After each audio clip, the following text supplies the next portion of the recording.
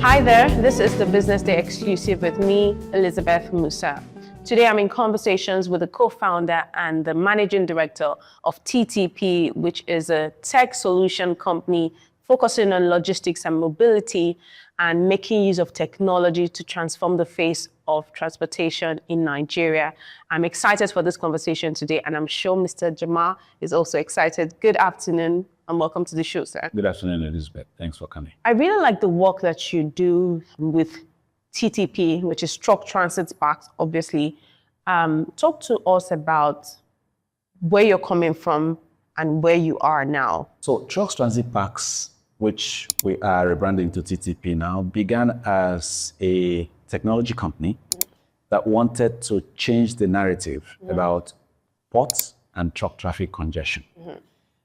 About 15 years ago, the Nigerian government concessioned the terminals within the ports. So they moved from being run by the Nigerian Ports Authority to being run by private operators. These private operators needed to have space where they can stock containers and other goods that come in, and the ones that are also being taken out of the country.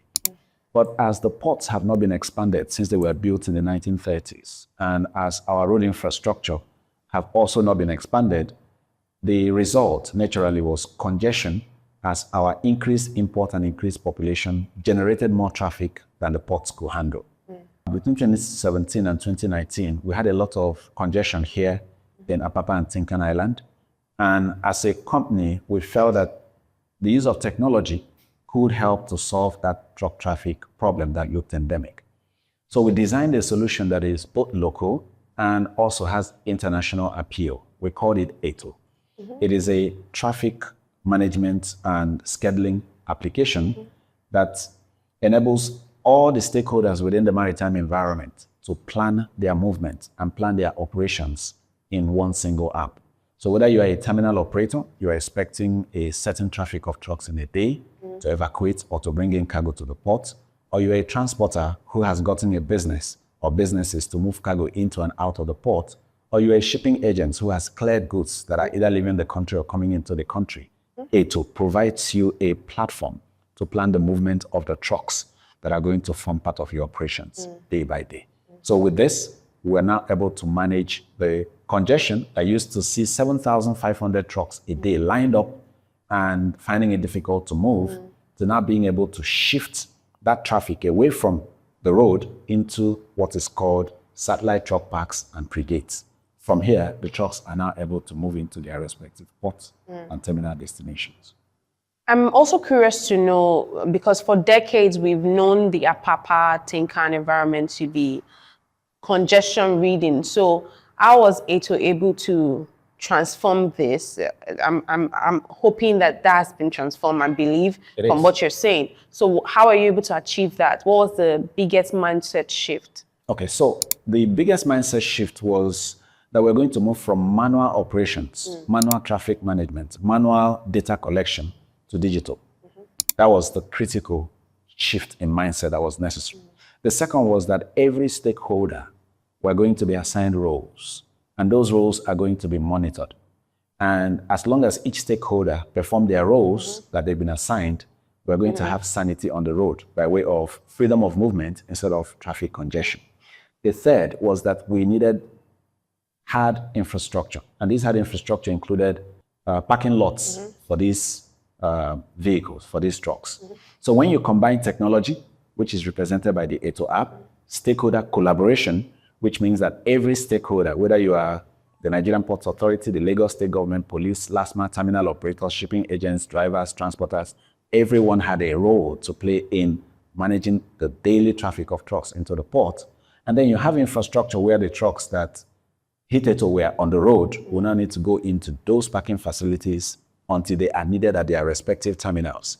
This was what had to be done. This was the mindset shift that needed to happen for us to tame the tiger of truck and port congestion to the order and sanity that we have today. And many people still see ATO as just a call-up app.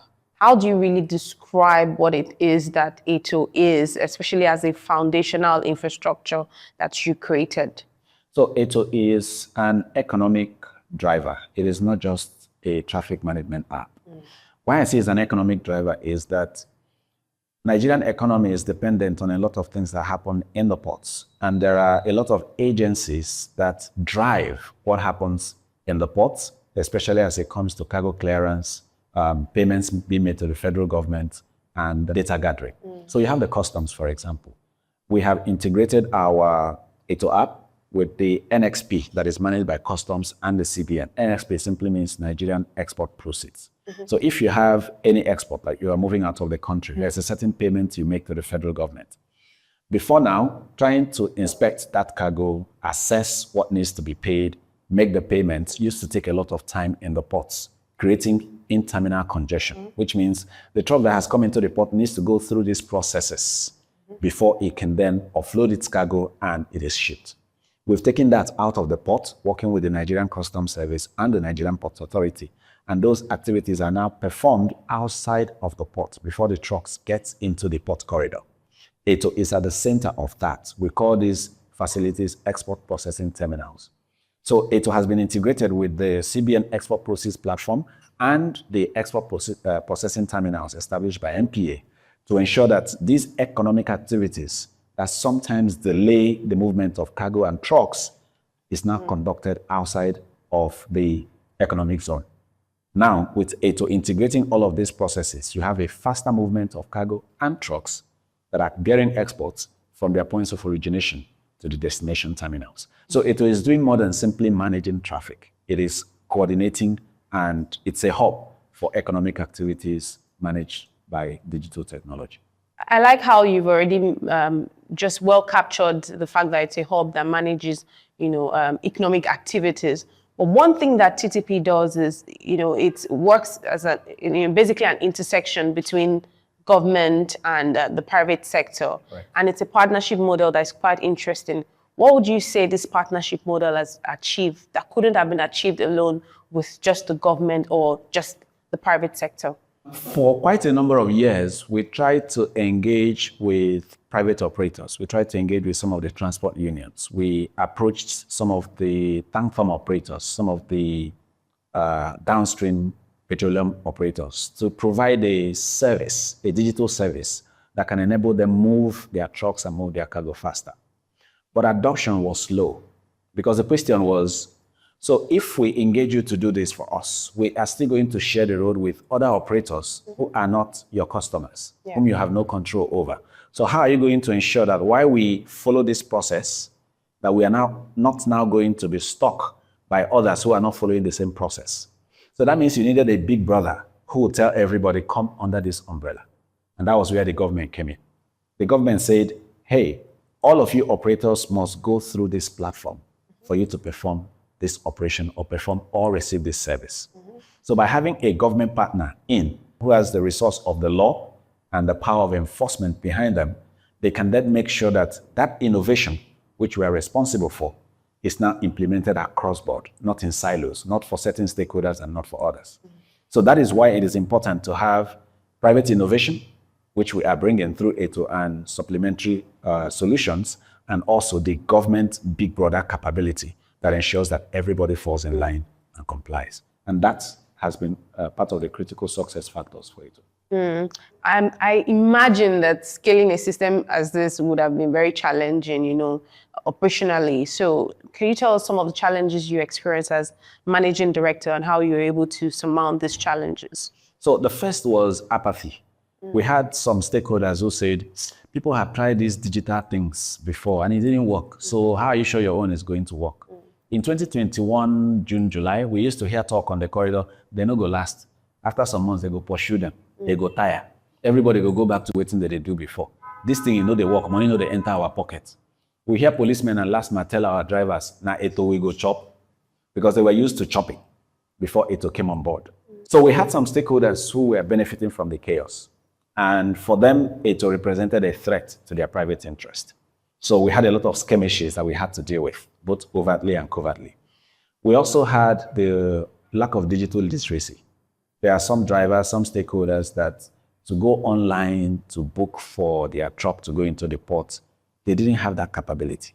So sometimes they had to go call other people who served as middlemen to assist them. And the impact of that is that for them, the cost of doing business will be higher because they have to pay those middlemen to perform those services. And sometimes it's not as seamless, as quick, and as effective or efficient as they would desire. So these were some of the challenges that we encountered at the beginning. We also had the challenge of certain stakeholders not being on the platform. So there are certain categories of trucks you may notice along this Apapa and Tinkan Island road. You will have the flatbeds, the trailers that are going to the ports, and you also have the tankers that are going to the tank farms. Our service currently captures only those that are heading to the ports. So the trucks that are heading to the tank farms are not under the ATO color umbrella. So for them, there is no control as the ones going to the port. So sometimes they could cause congestion because their movement is not as controlled, as regulated, and enforced as that of a port-bound truck. So these are some of the challenges that we encountered, especially at the very beginning. Fantastic. Right now, we're talking a lot about smarter infrastructure, right? So what are some of your plans for the next 5 years with respect to technology, smarter infrastructure, and just the all works when it comes to TTP? Like I said, we've had digital literacy issues, but our stakeholders have become more digitally literate in the past 5 years. Because for most of them, there is no other way to do business than to interact with an application, to go online to make bookings.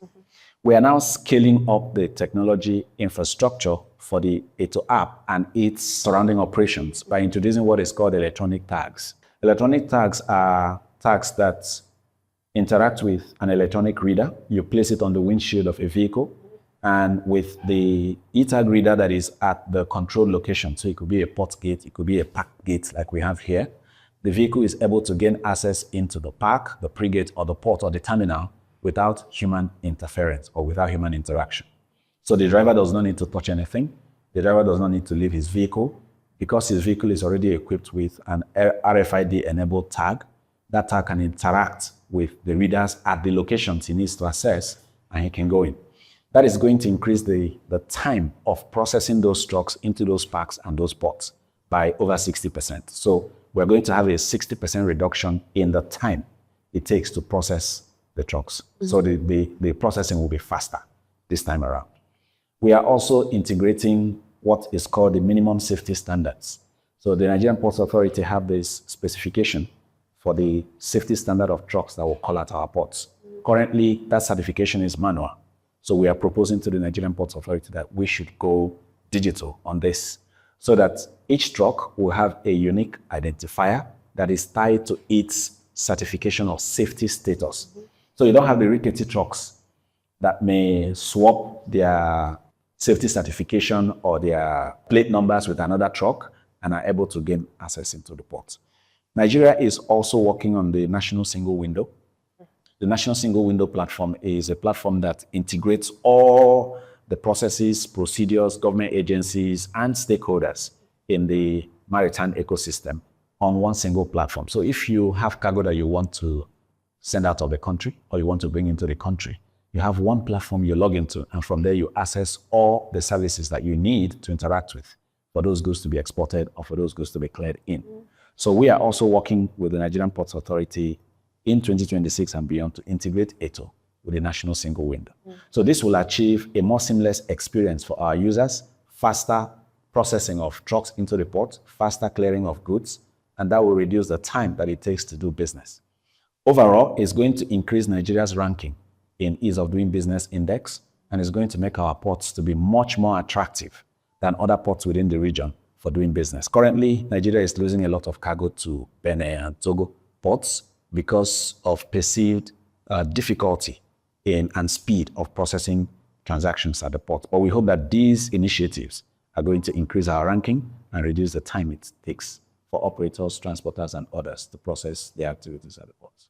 Fantastic. And does this answer the question of, we talk a lot about AFCFTA right now and how ports are very efficient, to the success of AFCFTA. So in practical terms, could you tell us what TTP is doing to make sure that Nigeria positions itself as a very competitive, a reliable hub when it comes to economic activities in the West and Central Africa? So TTP is already engaging with the governments of our neighboring countries in order to replicate what we've done in Apapa ports in their own ports, but to expand this, like I said at the introduction, but also to expand this beyond simply ports. Now, Elizabeth, if you're going to Benin and you get to Seme border, you are going to see a long line of trucks bearing cargo waiting for inspection. Part of the reason for that is because the speed of inspecting those cargo is very slow. Perhaps there are not enough personnel of customs and other agencies to do that. And there's also no SLA in terms of when a truck arrives at the border, how long should it take to process it through inspection, immigration, customs? There's no such SLA as we speak. So we are proposing to the customs agencies, both in Nigeria and West Africa, to institute an SLA arrangement, a time to arrival to inspection to exit timeline, to ensure that any cargo-bearing truck that is arriving at any of the borders across West Africa could reasonably expect that I'm going to spend X amount of minutes or hours at the border and I'm able to continue my journey. That is going to increase the volume of trade and the speed of trading across the ECOWAS region, thereby achieving some of the goals of the African Continental Free Trade Agreement. We are also proposing to ECOWAS to develop what is called truck rest stops across the West African region. ECOWAS is working on what is called the Lagos-Abidjan Highway Corridor. That highway corridor is about 1,082 kilometers long, and we are proposing to have about 40 truck rest stops and vehicle rest stops along this highway. What would these rest stops do? There are certain truck drivers who would drive from Nigeria to Ivory Coast. What it means is that they are going to change SIM cards 4 times. They are going to change currencies 3 times. We want to provide these truck rest stops that will provide transit services to these drivers. So whether you need to change currency or receive services in a different currency from the one you typically use in your home country, you need to receive messages, you need to print documents, you need to process your documents while you are en route. We're providing these hubs, or we're planning with ECOWAS to provide these hubs as economic centers that will assist transit passengers, goods, and drivers to be able to receive services while they are in transit. So this will not only improve the speed of people being able to move from one location to the other, but it's also going to improve convenience and it's going to improve quality of life for the drivers. If you've met a driver who is driving from Sokoto, for instance, to Ouagadougou in Ivory Coast, he may spend 16 days on the road and he will never sleep in a room. So these truck rest stops along the ECOWAS highway is going to enable them to be able to have standard accommodations where they could rest, they could repair their vehicles, they could also even do what is called crew change. So you have a driver who is taking up the driving from this point to this point. Those could be hubs where those exchanges could happen. So all of this is geared towards supporting the African Union and ECOWAS to achieve the objectives of the African Continental Free Trade Agreement. Fantastic. And if a founder is watching us today, watching the show today, and is wondering, about what it takes to actually build from the ground up an infrastructure-driven solutions company like this, what would you say is one of the biggest misconceptions about building, and what have you realized being a co-founder of such company? What have you realized, and what would you be telling them they need to know to build and sustain something that works? Okay, so first of all is to be very clear in your mind what you want to achieve. Some people say begin with the goal in mind or begin with the end in mind. What do you want to achieve? We set out to achieve convenience, speed, and efficiency. Whether you are going to the ports, or you're going to the border, or you're going across the border, we want you to be able to do that faster, cheaper, and much more efficiently. So setting out to do that, it was very clear in our minds that certain things need to be built for that result or that end to arrive. So one of the things that we believe was necessary was to gather data. You need to have a data-driven decision-making process. Here in Apapa, we did a lot of interviews with the truck drivers. We asked them, we hopped on bikes because there was no other way to move around here. We hop on bikes from Mile 2 to Tinkan Island to Apapa to stop by and interview the drivers. What are their challenges? Sometimes we'll ride in the trucks with them to try to see things from their perspective. So if we're designing a solution for them, we need to design it bearing their pain in mind. The third was also to collaborate. So it wasn't possible, like I mentioned earlier in this discussion, for us to simply go to a Dangote or go to an Oando or NNPC and say, we are deploying so and so for your fleet. You needed to collaborate with others. So we had to collaborate with other technology companies or other infrastructure companies to build the components of what we needed to deliver. So we didn't try to go it all alone. With time, however, we developed capabilities to solve our own problems ourselves. But at the beginning, we had to collaborate with a number of other companies to deliver on what we needed to do. The third was to watch the policy headwinds. So you needed to watch where the weather was going. The government was getting tired of what they used to call task forces to clear their paper traffic. So we were observing with keen interest that the government cannot sustain setting up a task force every Eke market day to fix the problem. So at some point, technology will need to come in. A more sustainable, more lasting solution needed to come in. And we wanted to be ready when the government was tired of the things they were doing. So watch the weather, watch the environment, and try to know where the tree is going to fall so that you prepare yourself. So that's something that I would tell a founder. Another thing is to ensure that you have the right pegs in the right holes. Sometimes one may think that 2 + 2 = 4, but typically, sometimes it doesn't. What you discover is that you may have felt that this individual or these individuals will fit in this role, and so you give them a lot of responsibility.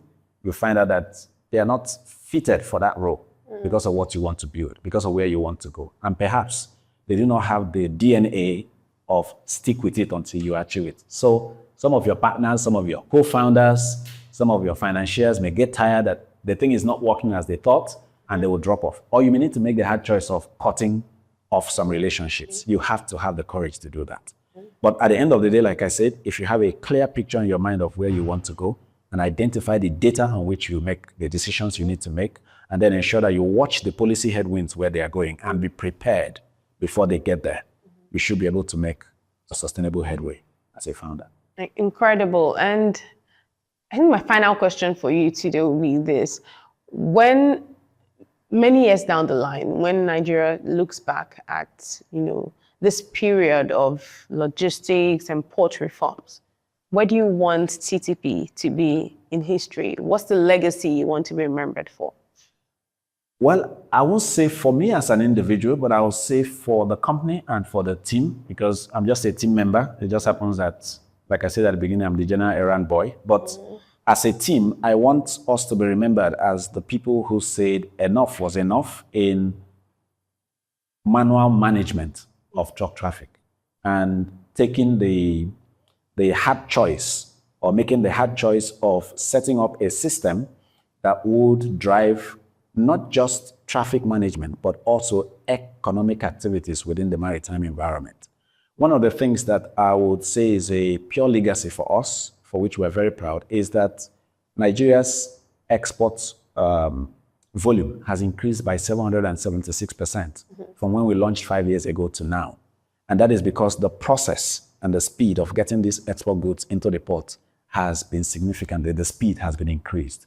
So instead of these goods damaging as they're going into the ports, you can now move them in and they could get to their respective destinations a lot faster. The government is now building or layering on some of the things that, some of the initiatives that we have brought on board in order to improve the port community system, the national single window, and other initiatives. So how do we want to be remembered? We want to be remembered as TTP, the company, the team, that built a platform that enabled digital port traffic management and also economic hub for the development of the Nigerian maritime industry, particularly at the Lagos and Tinkan Island ports. Thank you very much, Mr. Jama Onwubuariri. Thank you so much for joining me today on the Business Day Exclusive. It was really a delight speaking with you. Thank you, Elizabeth. Thank you so much for watching the Business Day Exclusive. My name is Elizabeth Musa. Until next time, stay safe.